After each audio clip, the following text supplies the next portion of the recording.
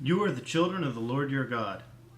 Do not cut yourselves, or shave the front of your heads for the dead. For you are people holy to the Lord your God. Out of all the peoples on the face of the earth, the Lord has chosen you to be his treasured possession. Do not eat any detestable thing.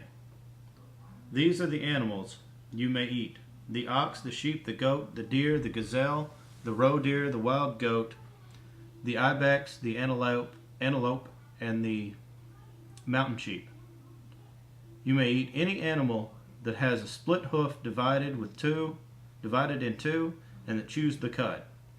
However, of those that chew the cud and that have a split hoof completely divided, you may not eat the camel, the rabbit, or the coney. Although they chew the cud, they do not have a split hoof. They are ceremonially unclean for you. The pig is also unclean.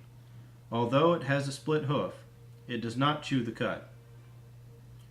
You are not to eat their meat or touch their carcasses. Of all the creatures living in the water, you may eat any that has fins and scales. But anything that does not have fins and scales, you may not eat. For you it is unclean. You may eat any clean bird, but these you may not eat: the eagle, the vulture, the black vulture, the red kite, the black kite, and any kind of falcon, any kind of raven, the horned owl, the screech owl, the gull, any kind of hawk, the little owl, the great owl, the white owl, the desert owl, the osprey, the cormorant, the stork, any kind of heron, the hoopoe, and the bat. All flying insects that swarm are unclean to you. Do not eat them. But any winged creature that is clean you may eat. Do not eat anything you find already dead. You may give it to an alien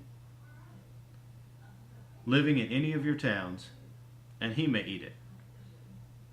Or you may sell it to a foreigner, but you are a people holy to the Lord your God. Do not cook a young goat in its mother's milk. Be sure to set aside a tenth of all that your fields produce each year. Eat the tenth of your grain, new wine and oil, and the firstborn of your herds and flocks in the presence of the Lord your God, at the place he will choose as a dwelling for his name, so that you may learn to revere the Lord your God always. But if that place is too distant and you have been blessed by the Lord your God and cannot carry your tithe, because the place where the Lord your God will choose to put his name is too far away, then exchange your tithe for silver, and take the silver with you and go to the place the Lord your God will choose. Use the silver to buy whatever you like: cattle, sheep, wine, or other fermented drink, or anything else, or anything you wish. Then you and your household shall eat there in the presence of the Lord your God and rejoice. And do not neglect the Levites living in your towns, for they have no allotment or inheritance of their own. At the end of every 3 years, bring all the tithes of that year's produce and store it in your towns, so that the Levites who have no allotment or inheritance of their own, and the aliens, the fatherless, and the widows may live in your towns, may come and eat and be satisfied. and so that the Lord your God may bless you in all the work of your hands.